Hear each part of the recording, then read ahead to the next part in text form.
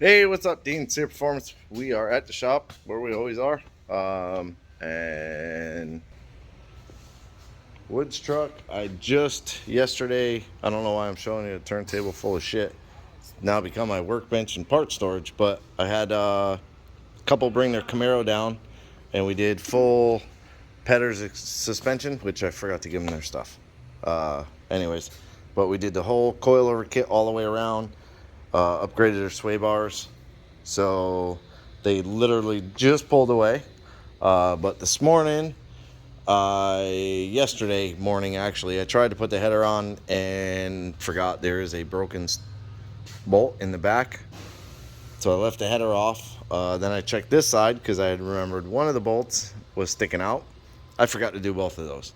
So this morning, I went ahead and this was the first one. So I took the nut, welded it, took it out, and then I welded the whole thing to the back bolt that was broke in the head. Got that out. I got the driver's side header in, went in fairly good. Because the motor's rocked back, it hit a little down there, but it's all good. I just stood on the crank pulley and put it on. Then I went ahead and I got the passenger side header in. These are Speed Engineering long tube headers. I also swapped all the plugs. These are the plugs out of it. They're AC Delcos, so I imagine they are the original plug. They all look good. So that's good, but I got NGK, which I should have kept one of them.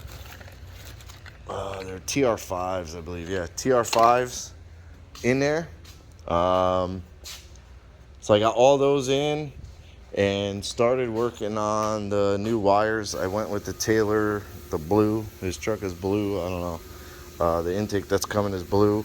And then I got the titanium sleeves, the heat sleeves. So I got that one in the back. You can see the sleeve.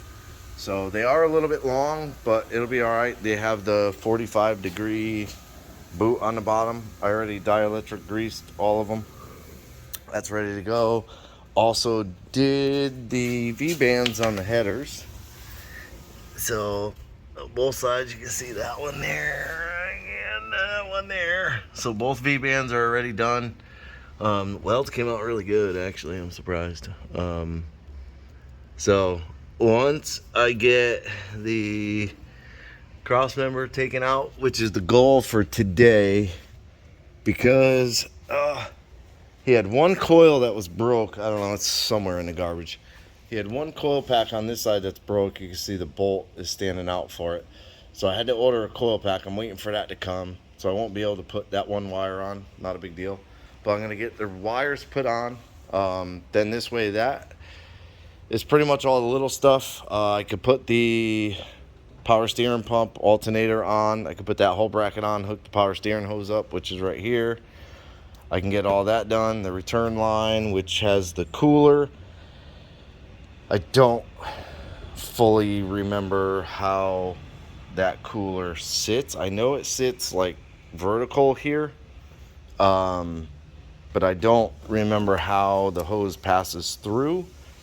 So I think I gotta put some of these pieces back in to be able to get that hose to pass through, or I have to throw that out here.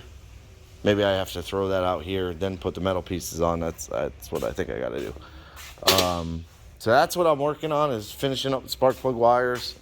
There's a new mass airflow. I ordered more V-bands, new oil filter. We got Jonathan's billet valley cover from Tick, super sweet piece. There's all those parts. These are the motor mounts I'm going to use, the Most Plus. I'm going to make a plate that bolts to the frame for that. I'll show that when the time comes. I know there's something else. Oh, the starter. I got the starter for Woods truck. And this is the Speed Engineering. I thought I ordered the crossover, or the X pipe, I mean, but apparently either I did and they messed up, or I didn't because I messed up. I'm not really sure, but this is what they gave me: a 2-in-1 that goes into a 3.5, then into that 3.5, then to the ball flange, which they didn't give me the other half of the flange. Would have been nice to have a ball flange, but they didn't give me that. So I got a ton of exhaust pipe back there, and that big box is all the bends and stuff. So it's all like the kind of brushed stainless look. So I'm gonna decide how I want to do the exhaust once the transmission's in. But that's my goal for today, is to get the truck up in the air, get those two cross members out, get the drive shaft out, get my 4L80 housing and bolt it to the back of the motor and get the motor tilted up in place, and then kind of look and see how I want to make a cross member for the transmission. So stay tuned. Be right back.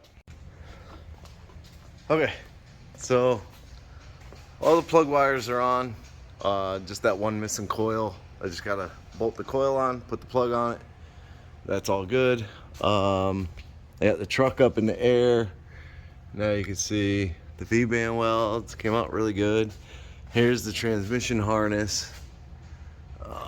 Now I gotta sort out some of the wiring stuff. I gotta figure out which is the rear, which is the front for the O2s. Believe this is actually the front O2, because one is a female, one's a male. So I think the male is the front. I'm not 100% though. Then this one,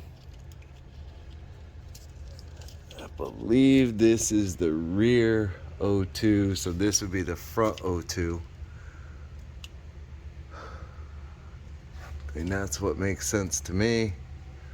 I got that ground strap I got to put up. I took the drive shaft out. Look at this. So the carrier bearing I already showed, it's totally blown apart. That's horrible. But look at this weld this guy did. Like, it's extremely cold, and that's why it's like rolled over like a lump of shit. But he absolutely missed it in so many spots. This would definitely, I would say, the way Wood explained the way he drives, that would definitely break. And then you got the fancy, so this is whatever tailpipe was on the truck, but it's got a dog shit weld, really dog shit weld, like not even welded, to be honest with you. And then up to the big ball flange. So, oh yeah, it's definitely not welded. You can see it moving. You might not be able to see it. I can see it. Wow. So I gotta pop all this off. Oh, there you go. Just cut that and leave it. I gotta get all this off, but it's up in the air. And then I noticed there's a bunch of more chicken shit on the top. So what I'm gonna try to do is I'm gonna try and cut one side away. Cut this and cut that top side of this one. I mean, that honestly would probably break. If I was to cut the front too, I could probably just peel this thing back. That's probably what I'm gonna try and do. This one, there's so much shit everywhere. Honestly, almost don't even know where to begin with it. But I feel like if I hit it hard enough, it'll come off. Or, I mean, it's self-tapper too, so. If I, worst case, have to kind of cut it and just keep nibbling away, that's what I'll do. And then I'll get all the fuel lines off. Like, it's just ridiculous. I already showed this in the other video, but connection, small piece, connection, barely connected there to whatever type of fitting that is. The hose is already dry rotted and cracked. Like, just stupid. Like, where's the emissions piece that was there that ran all the way up? It's crazy to me. So the fuel lines, what I'm thinking is it has a sensor here. So what I'm thinking to do is actually cut the fuel lines back here. Or I might be able to cut them just past this bracket. Yeah, right here. I might be able to cut the both of them just where they crimp to the braid and put like the compression AN fittings on there.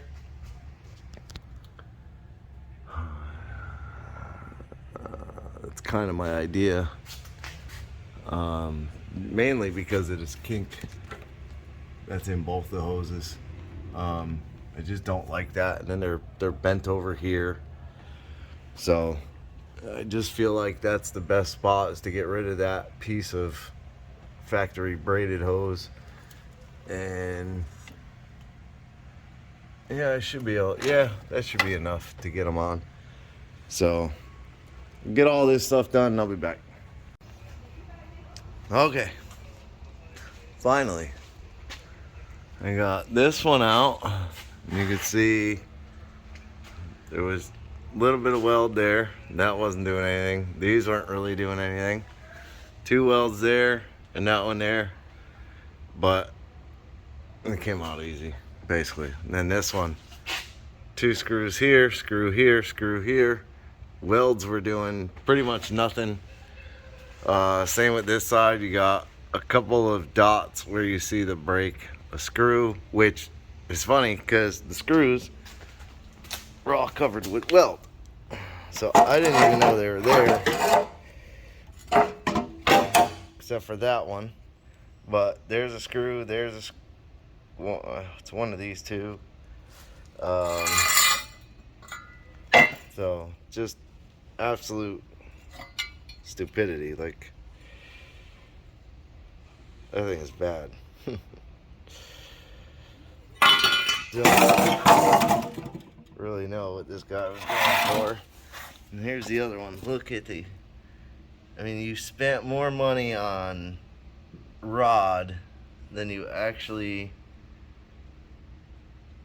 made on doing the swap, probably. Maybe not, because he fucked this guy over good. But so I got those out. I just got a bunch of cleaning up to do on the frame rails. And this piece here, I'd imagine it's not attached on that side, so I could probably knock it out. I'm gonna try and knock it out. So I just grabbed the hammer and hit it twice already, and you can see it is already coming away. So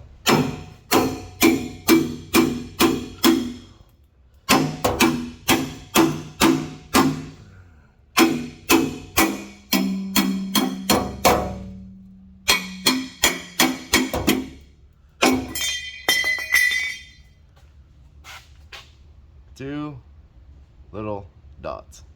That's it. One teeny tiny dot. That is it. All that weld. No, which I mean is a good thing. He either burned just into the frame or burned into the piece. He didn't burn into both. So that's all done. I got this O2 sensor in. I do not have one for this side. Cannot find it. So he threw this one in the bed of the truck, but this is the downstream. It's got a female end. I haven't looked in the bed of the truck to see if there's another one in there. So yeah, I mean, that's pretty much it for today. I mean, I'm gonna drag my housing out and find the bolts at least to get it up in there. I still got to figure out which flex plate I'm going to be using, if it's the flat one or the dished one. I have his dished flex plate over there, but I'm not sure, so I got to find out if it's going to be the, oh, and something went around that. Huh. Yeah, so anyways, I gotta find out if it's gonna be the flat one or the dished one. The flat one will have a spacer on it, so I'm not sure which one it's gonna be. I have one, I don't think I have one on the back of this motor. I might. Oh shit, yeah I do. I don't know if that has the spacer. I don't see the spacer. That actually looks dished. So I'm not 100% sure which one it uses. With the 4L80 and the converter, it depends on the converter. So, but I'm gonna grab mine, mock it up, and at least get a lift stand under the back, get the motor up, and then I'm gonna head out. It's a holiday weekend, but I'll be here tomorrow. I don't know what I'm gonna do tomorrow. Maybe I'll make the cross member tomorrow. So I'll just get this up in there and kind of push the motor up to where it needs to be. And tomorrow I'll come down, I'll make the cross member for it. Once I make the cross member, I can make the exhaust. I have plenty of stuff to do till the transmission comes. I still got to finish the turntable for anti-gravity. So yeah, and I got a bunch of running around to do. I got to go pay the machine shop for Jonathan's motor. A couple other things. So I appreciate you watching. Like, subscribe, hit the bell to be notified. Leave me a comment. Have a good weekend. Be safe.